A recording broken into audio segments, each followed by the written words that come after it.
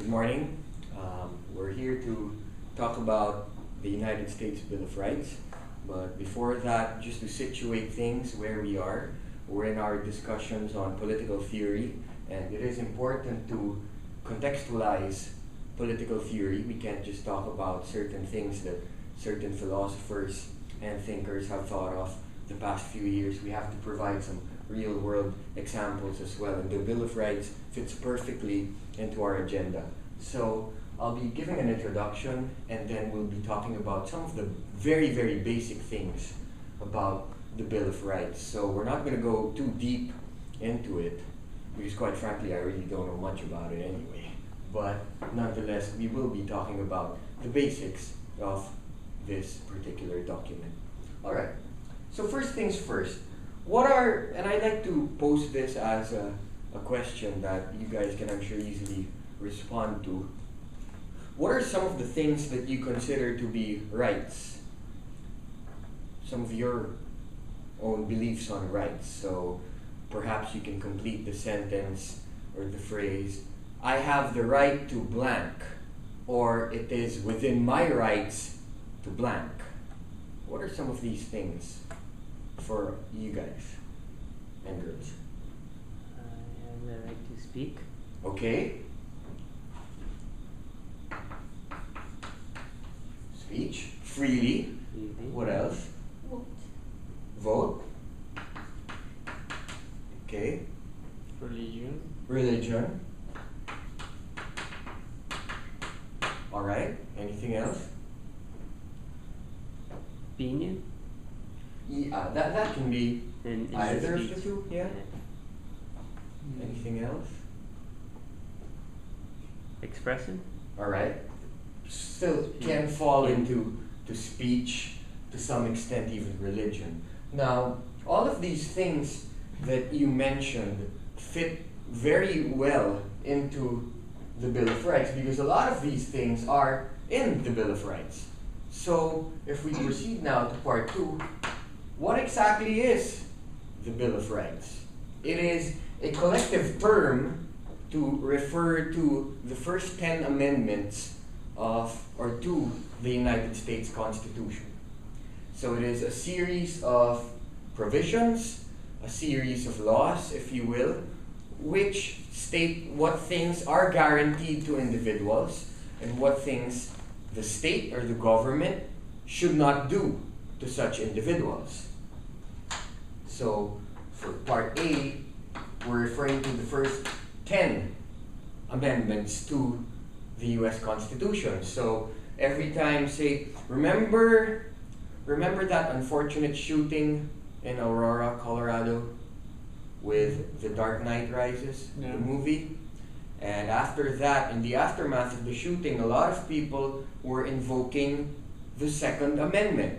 Any idea what that Second Amendment is?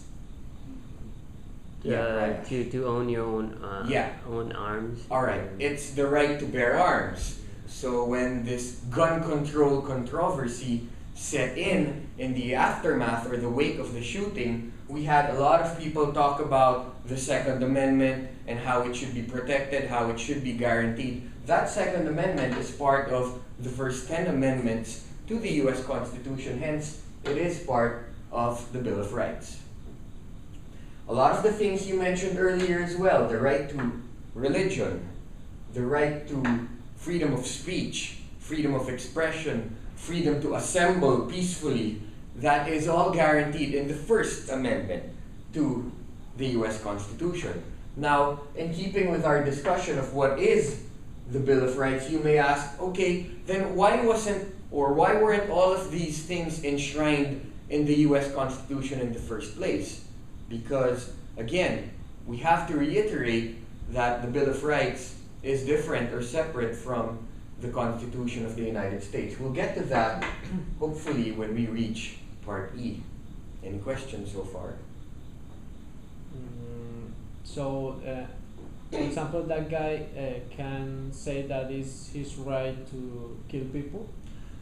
It is his right to bear arms, lawfully, that is.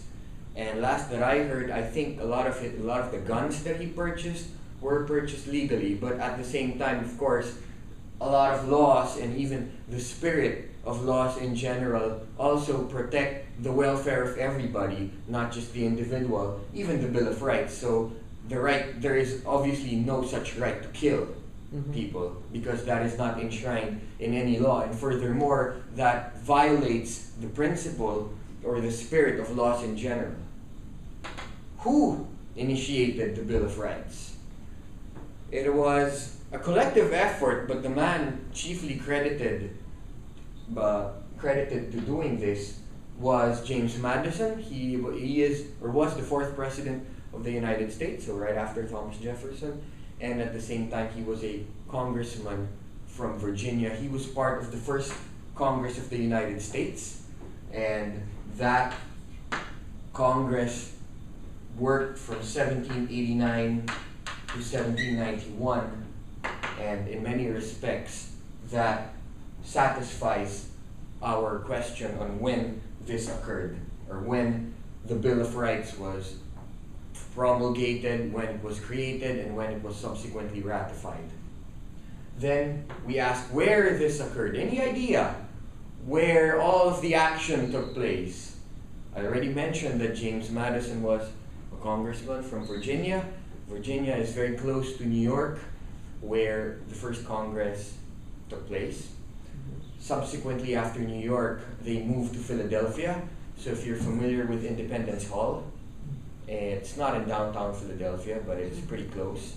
Independence Hall is where everything, all of these things took place, partly where the first Congress worked and operated. Now we ask the question why, and this is very important. In order to respond to this, we have to set up or contextualize once again. Remember, during these times, the US, the very small part of the United States, was coming off British rule. And British rule was very despotic. It was a monarchy. And when the US Constitution was created, it had in mind the vision or the objective of fending off a big government, a big state. However, a lot of people still thought that there weren't as many rights guaranteed to individuals. So, as a result, a lot of people had to campaign to set up a piece of legislation that would safeguard and protect individuals from possible abuses by the government. Hence, we have all of these, and if you notice, bear arms, speech, the right to a grand jury, all of these things safeguard individual rights.